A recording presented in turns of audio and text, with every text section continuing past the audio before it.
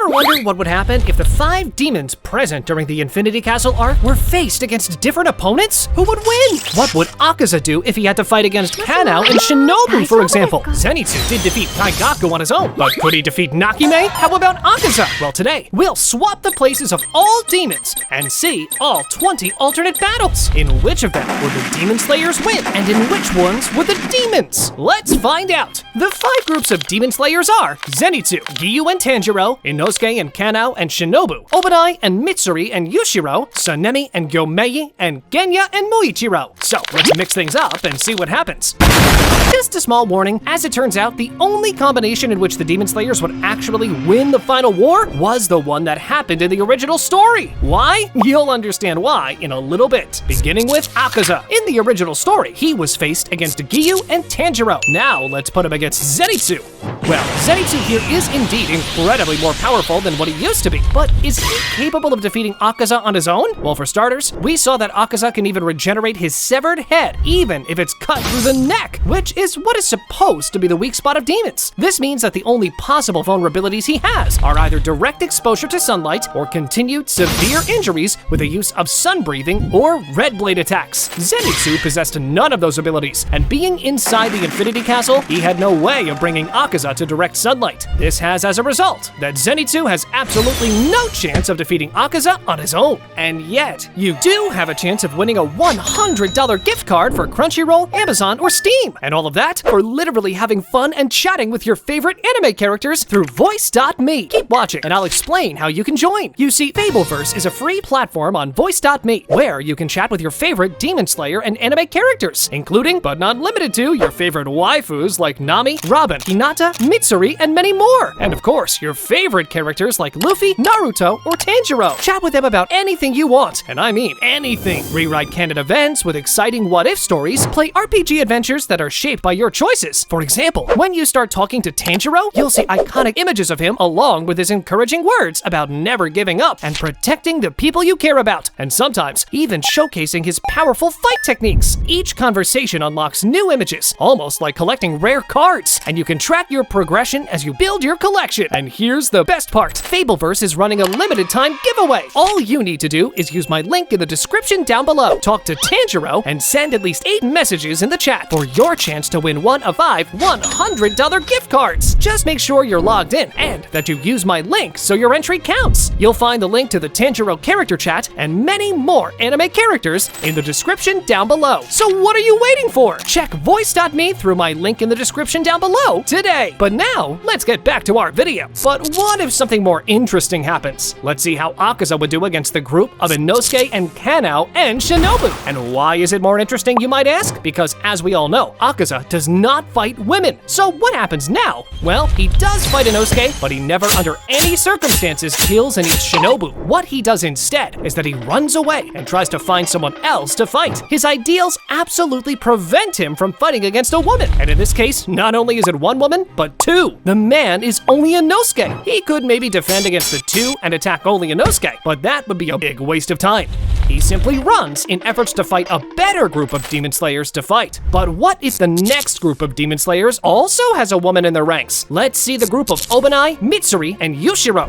Okay, so here things are a little bit different, because even though Mitsuri is a woman, she's only 1 woman and 2 men, meaning that Akaza fighting this group is a bit doable. His approach is to defend against Mitsuri and attack against the other 2. The main issue here is that Akaza is not just more powerful, none of his opponents have any actual ways to defeat him. No red blades at this stage for either of Mitsuri or Obadai, no sun breaths, and of course, no sunlight. Akaza's destructive close-range power and sharp senses, on the other hand, give him an immediate edge, allowing him to sense killing intent and counter most attacks from Obadai and Mitsuri. Mitsuri's love breathing grants extreme flexibility and speed, letting her evade and retaliate with her whip-like sword, while Obadai's serpent breathing offers unpredictable, coiling strikes that force Akaza to adjust his rhythm. Yushiro, although not a frontline fighter, supports with illusion-type blood demon art to obscure and disrupt disrupt Akaza's senses, making it harder for him to predict attacks. Together, Mitsuri and Obanai pressure Akaza, forcing him to defend Mitsuri's attacks and try to get him on the offensive, only against Obanai, since Yushiro keeps his distance. However, Akaza's regeneration outpaces their damage. His martial arts mastery and shockwaves gradually wear Obanai down. Ultimately, they could push him hard, but Akaza's unlimited stamina, regeneration, and variety of attacks ultimately wear Obanai down, who is the first to drop. As soon as that happens, Yushiro is next. Mitsuri is spared, and Akaza simply escapes. But for the fourth battle, well, this is gonna be different, because now he has to face Sanemi, Gyomei, Genya, and Muichiro. Similar to the original story, the first who makes contact with the opponent is Muichiro. Right from the start,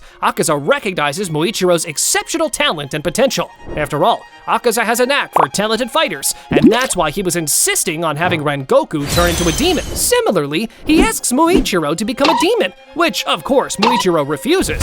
Muichiro wastes no time, as he understands one mistake can prove fatal. He attacks with his mist-breathing techniques, using incredible speed and misdirection to keep Akaza on edge. Despite this, Akaza's centuries of combat experience and enhanced perception give him the upper hand. He can anticipate Muichiro's movements and counters quite effectively. Akaza notices Muichiro's Demon Slayer mark, which makes him even more excited about this battle.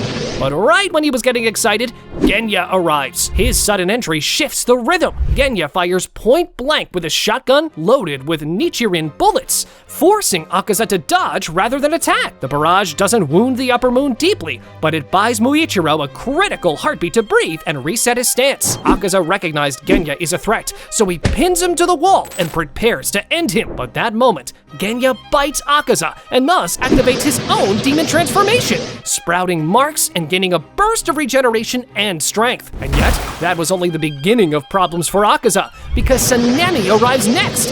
His wind breathing creates violent slashes that land on Akaza, forcing the Upper Moon 3 further into the corner. For the first time, the Upper Moon is forced to defend against 3 different rhythms at once: Muichiro's mist, Genya's gun-assisted assaults, and Sanemi's explosive wind attacks. And if you thought Akaza had it difficult, well, Gyomei arrives as well to end things for good. At this point, Akaza is simply overwhelmed. Gyomei, Sanemi, and Muichiro all have their marks awakened, while also using the bright red Nichirin blade power-up. Akaza here stands no chance. They slice him from all angles while also using red blade attacks, which he cannot fully regenerate. So fast that he's got no time whatsoever to even attempt to regenerate. Don't forget Kokushibo was stated to be stronger than both Akaza and Doma combined, and this group of demon slayers defeated him. So naturally, Akaza here stands no chance. From the Upper Moon 3, let's move on to Upper Moon 2, Doma. Instead of fighting Inosuke, Kanao, and Shinobu, we'll now check the other cases. First up is Zenitsu. Similarly to what we stated with Akaza, Zenitsu has no real power-ups that can permanently injure the Upper Moon 2, but even so, he tries. Zenitsu begins the fight by using his immense speed to try and inflict significant damage before Doma can fully deploy his Blood Demon art. But well, Doma's way too fast as well, and without Shinobu's poison dragging him down, well, Zenitsu will soon find out that this fight will not go his way.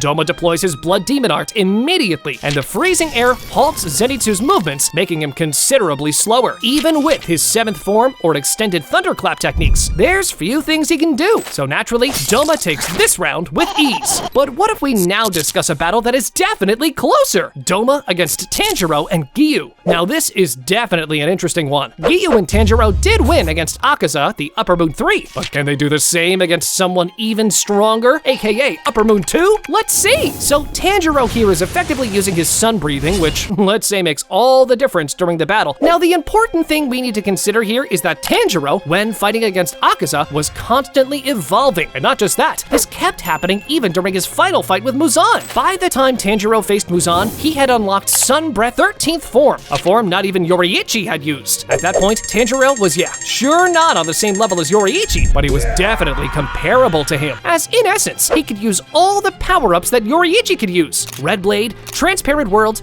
Demon Slayer Mark, Selfless State, and even Mastery over Sun Breath. So yeah, in a battle with Doma, Tanjiro would basically keep getting stronger until reaching a point where he could effectively kill Doma. After all, Tanjiro, not so long after Akaza was defeated, was seen going 1v1 against Muzan, and he did pretty well. So yeah, overall, I'd say Tanjiro and Giyu would in time probably manage to defeat Doma. Multiple decisive slashes coated with sun breath would leave Doma unable to effectively regenerate. But what if Obanai, Mitsuri, and Yushiro are now faced against Doma? Well, the situation here would be quite similar to the case we already described when this group faced Akaza, but with the difference that Doma not only does not mind fighting against women, he also prefers doing so, especially if the woman in question is considered beautiful. So here, as we mentioned before, none of the characters have yet to awaken any significant power boosts, which would allow them to permanently injure Doma. Only Obanai awakened the bright red Nichiren blade, but he did so later on, during the fight with Muzan, not really here. So with that being said, Mitsuri and Obanai are engaging Doma from close up, while Yushiro provides backup from a distance. Mitsuri is defeated first and devoured by Doma, which, let's just say Obanai goes crazy when seeing this, but on his own, there aren't many things he can do. Obanai loses too, and then it's Yushiro's turn as well. Doma, in that case, would be 100% successful and remain alive. And for the fourth round of Doma, he needs to face the A-team of Sanemi, Gyomei, Genya, and Muichiro. Here, things play out in a similar way as the fight we described with Akaza. Muichiro arrives first and freezes from fear when encountering Doma, especially once he sees this sadistic evil smile. There is a small difference here though. Doma does not really try to turn Muichiro into a demon. For him, all that matters is that he has fun at the moment. Muichiro wastes no time as he understands one mistake can prove fatal. He attacks with his mist breathing techniques, but Doma's blood demon art is kind of a great counter for that. Doma unleashes his cryokinesis and freezes the surrounding area in which mist can no longer expand. Muichiro's movements are also slowed down significantly due to the frost slowing down his movements. Muichiro holds on for a little while until Genya arrives and unleashes a barrage of gunshots loaded with Nichiren bullets towards Doma. This buys Muichiro that critical heartbeat to breathe and reset his stance. And yet, that was only the beginning of problems for Doma, because Sanemi arrives next. Things are now much more even. I would even dare say that the Demon Slayers have the advantage here, and Gyomei that arrives as well in a little bit. And yeah, Doma is screwed here. Gyomei, Sanemi, and Muichiro all have their marks awakened, while also using the bright red Nichiren blade power-up. Doma here stands no chance. They slice him from all angles while also using red blade attacks, which he cannot fully regenerate. So fast that he's got no time whatsoever to even try.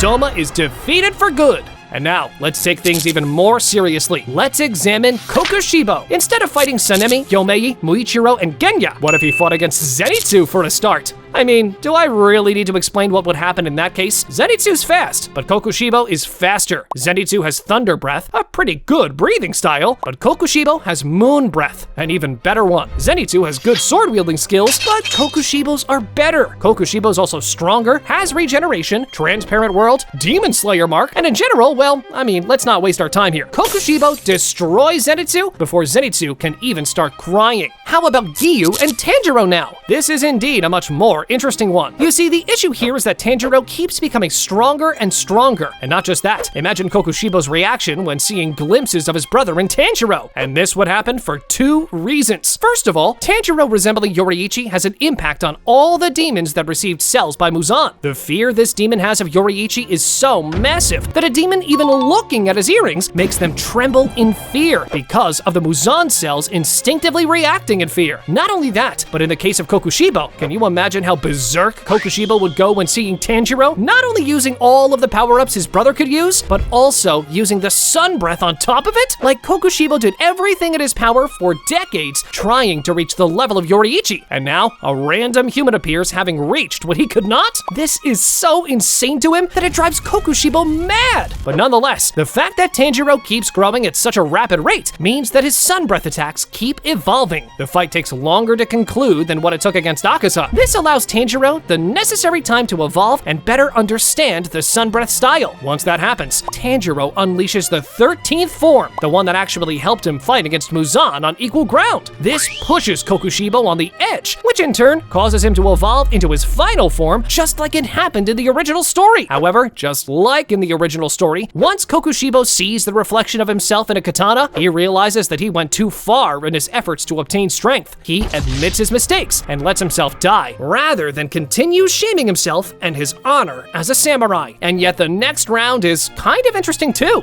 Why? Because under the right circumstances, the group of Inosuke, Kanao, and Shinobu could actually win. You see, if you recall, Shinobu injected herself with a ton load of poison in order to be consumed by Doma and wear him down so that the rest could finish him off. But how does this work in this case? You see, we know that Kokushibo also ate humans, and more than that, he also ate the ones who challenged him and lost to him. It was stated that normally every demon who challenged Kokushibo, after they lost, he would consume them, with the sole exception of Akaza, for the simple reason that Kokushibo liked Akaza, meaning that in this case, Kokushibo eating Shinobu is not totally out of the question. That is, if Kokushibo did not have access to transparent worlds. With this power-up, he can see every last cell in Shinobu's body, and thus know that if he was to eat her, he would be poisoned. As a result, well, he just doesn't do that. And remember, this trio couldn't even defeat Doma if the Upper Moon 2 was not poisoned. So what do you think's gonna happen against the Upper Moon 1? Yeah, exactly. Kokushibo defeats all three opponents with not that much trouble. How about if Kokushibo faced Obanai, Mitsuri, and Yushiro now? Well, things are even worse in this case for the Demon Slayers. As mentioned previously, Obanai and Mitsuri are the ones who get close, while Yushiro tries to use his blood demon art to confuse Kokushibo. But, well, good luck with that one. In reality, Kokushibo is so far beyond all three of them that he doesn't really have to try here. Possibly, he could defeat all three of them without even using his breathing forms or blood demon art. Just pure speed, strength, and battle IQ. Kokushibo takes this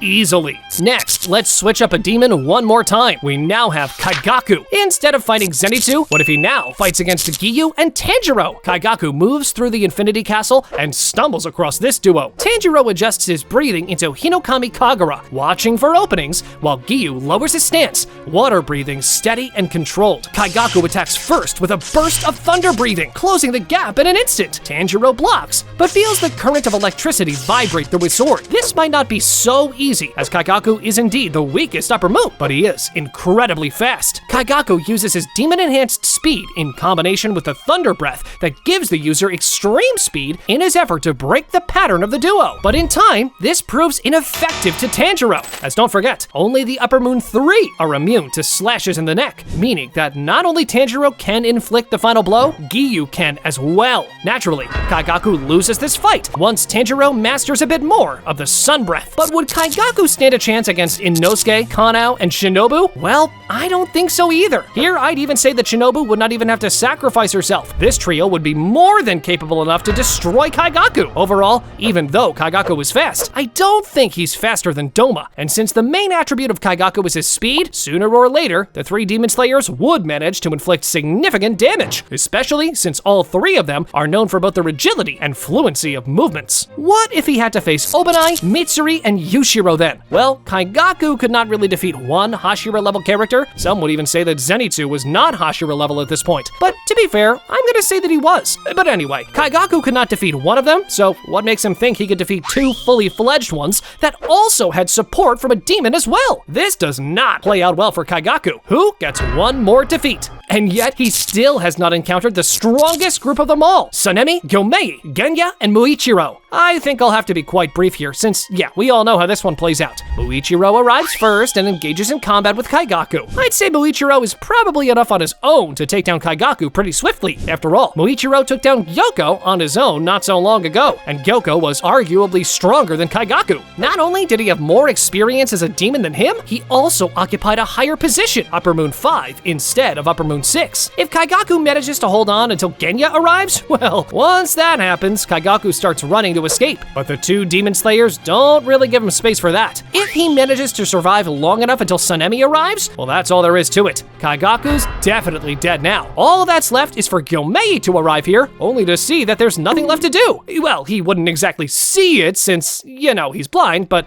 yeah, you get what I mean. And now we reach the final demon in Infinity Castle, Nakime. Instead of fighting Obanai, Mitsuri, and Yushiro, let's see what happens if she fights Zenitsu. Well, there isn't much to analyze here. She isn't really an offensive type of fighter. She just plays her biwa in order to switch the structure of the Infinity Castle and thus manage to stay safe. But given Zenitsu's speed, all it takes is one time to be late, and in that case, gets severed, and Nakime is no more. But what if she fights Giyu and Tanjiro now? Well, things would be even worse worse for her, as Tanjiro's insane growth means he also gets insanely faster as time passes too. After all, sun breathing is basically the breath form which thunder breathing originates from. If you think mastering that breath makes you fast, well, wait to see what mastering the sun breathing does to someone's speed. Add Gyu's composure and battle IQ, and Nakime is pushed into a corner and eventually defeated. How about Inosuke, Kanao, and Shinobu? Well, pretty much the same thing happens. One fully fledged Hashira and two characters who are close to Hashira level. Eventually, they would definitely manage to land a strike on her, sooner or later at least. And since she cannot really attack them effectively, Nakime loses here too. How about against Sanemi, Gyomei, Genya, and Muichiro?